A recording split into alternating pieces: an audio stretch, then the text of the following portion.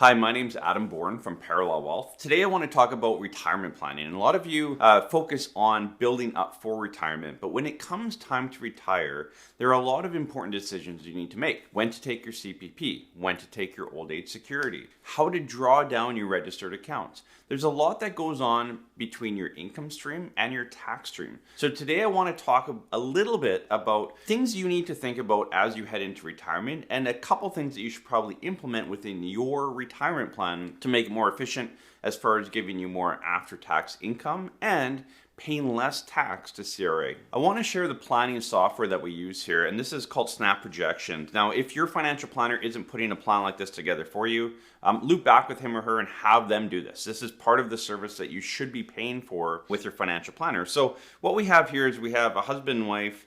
They turned 65 in 2022 and they're looking to retire. And they need to kind of transition from saving up to drawing an income stream. And so you'll see here, if we plug in their information, so we have some CPP, some old age security coming in, and they each have $300,000 of RSP and $100,000 of tax-free savings that they've saved up and built up over time. If we take this client, put in their information, their assets, their CPP, and map them out all the way until age 90. So assuming they're going to live till age 90, you can see on the left-hand side here, a real dollar income. We put a 2% inflation rate in this plan. Of $68,694. So that is their after-tax income on an annual basis from today, age 65, retirement, all the way down to age 90. The nominal dollar beside it is just the actual dollar amount they're going to have in their pocket to spend every single year. So $68,694. Again, this has them starting CPP right away at 65, old age security at 65 as well, and starting to draw down on their registered accounts. If I go into Mr. YouTube here, you'll see his CPP amount, his old age security amount, and then again, he's taking about just shy of $12,000 out of his RSP or RIF at that point, and about $9,000 from his TFSA, and he's paying an average tax rate or effective tax rate of just shy of 6%. So it doesn't look too bad. And again, a nice little income in retirement of $68,700 after tax. Now, while that plan looks really good, provides a good income, and that's typically the type of plan you're going to get from an advisor if you get a plan at all. But what you want to look at is, okay, well, what happens if I delay my CPP? Or delay my old age security? Or draw out my accounts a little bit different? What is the total tax bill? And so again, on that plan there that you guys were looking at, the total tax bill was $227,000. So that's the total amount of tax they're going to pay from age 65 until age 90. When you build out a financial plan, ask, like, how much tax am I paying? What is my after-tax income? What does my estate look like? Again, within this plan, if I click on that total tax bill, that's where you see that $227,000 of total tax that's combined. One of the issues I have with your stock plan, which is what we're looking at here, is if we scroll down to age 86, which is near the bottom here, you'll see we have a bunch of RSPs or RIFs left at that point. Close to $300,000, which create a tax bill, right? If both Mr. and Mrs. YouTube passed away, there'd be a tax bill of about $111,000, which obviously we want to try to avoid. And the better we can avoid that tax bill and kind of shove that money into your pocket versus CRA's later, obviously that's much better. So how do we do that? So when building out a clear and concise financial plan for our clients, we look at a couple things. Deferring CPP is one of the biggest things. And at the end of the day, we put hundreds of these plans together. And I can tell you that for 99% of Canadians, you should be delaying your CPP, your Canadian pension plan, all the way to age 70 or as close to 70 as possible. Typically, we would only recommend taking your CPP prior to age 70 or closer to 65 for that matter, is if you had a health issue or you just needed the income. Like there was no other income sources to draw from and you had to draw on your CPP just to put food on the table and pay the bills. So let's take a look at the same plan here, but what we've done is we've bumped the CPP until age 70 and you'll see that in the CPP column here. Now we've left old age security at 65. There's more of a benefit to delay your CPP than your old age security. I won't go into that in this video. We'll cover that on a future one. But if we defer that CPP till 70, that's going to help us out. Now, the other thing I've done that I've kind of stepped into here as well is we've done what we call the RRSP meltdown, and that is drawing down your registered accounts as quickly but as tax efficiently as possible. And you'll see here in the RSP, so we've converted to a RIF and we're drawing out about $30,000 a year until CPP starts at 70.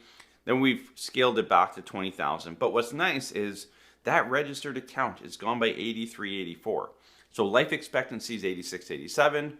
That registered account is gone by the time you pass away.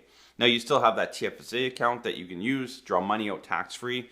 It's much more efficient type of plan. One of the other pieces of the plan when you build it like this is not only by 83, 84, there's no estate tax because you've drawn out all your RIF account or registered accounts at that point, but your only income is coming in from CPP and OAS and your tax-free savings account, which is non-taxable. Later in life, if you have to go to a care facility or you need in-home care, most institutions will bill you off of your income. Now, again, you could have the same income, but because it's coming from the tax-free savings account, it's not taxable income. So that's one of the big benefits that we see with our elder clients in that you have the same income, but a lot of it's not taxable, which allows you to pay a little bit less tax for either your care facility or in-home care. So by delaying that CPP from 65 to 70, and by drawing down your RIF account, your registered accounts in a more tax efficient manner. And again, if you have RSPs and LIRAs and other accounts, it's the same process. You want to draw those out in an efficient manner by life expectancy, kind of your mid-80s. And if we do that in this plan, you can see that real dollar after-tax income jumps closer to $70,000. It's almost $1,000 more after tax, adjusted for inflation, every year from age 65 to 90. So quite substantial. Not only that, but if we look at your tax bill, we've reduced it from $227,000 down to $191,000. And lastly, if we look at age 86, scroll over, estate tax is going to be $0. So again, it's much more efficient type of plan to create. If you're looking to create more income, more after-tax income, less taxes, and a better estate plan, typically deferring your CPP, using that time where you're not collecting your CPP but need an income to start drawing down on your registered accounts. What I want to close with today is what we call the laddered income. And this is kind of the last step of the process. We've created the tax and income strategy and created the most efficient plan that we can create. But now I want to create an income stream that better matches your lifestyle in retirement. And there's a lot of research done around this, but from date of retirement till about 71 to 73 years old, that's kind of we call a go-go phase of retirement. So there's 3 phases of retirement. Your go-go phase until we typically map it till 75. Then from 76 to 85 is your slow-go stage. You might do a bit of travel, you're still spending a bit of money, but you've scaled back. And then from 86 onward, it's your no-go stage. You're not spending much, you're not doing much. It's a much lower expense time of life for you moving forward. So I want to create more of a laddered income strategy. So if I take that same scenario that we just looked at and ladder it out, here's what it looks like. So again, instead of $69,600 per year, we've laddered it out at $75,000. So giving you more early, you can travel more, you can spend more money. Let's allow you to do that. So $75,000 all the way down till age 75. Then we've scaled it back to $65,000 from 76 to 85. And then down to just shy of $61,000 later in life. So still lots of money later in life, enough to pay the bills. And again, for those of you that have real estate, typically you wouldn't sell real estate in the plan. You might downsize if you want to downsize, but if you have to go to a care facility or need in-home care, there's always that asset in the background to lean on. Plus, you still have $5,000 after tax of income from 85 onward. I don't know many clients of mine, any clients of mine, that are spending that amount of money at that point in their life. It's typically $1,500 to $2,500 a month. So there's lots of free cash flow there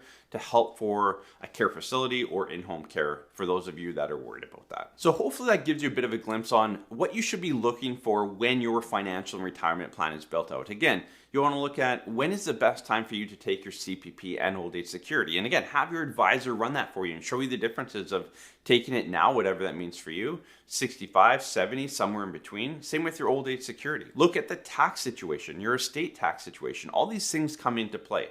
Again, you want to create the most efficient tax and income strategy for you, and then look to create that laddered income. Again, you want more money early in retirement, but with the peace of mind that you're going to have enough later in life.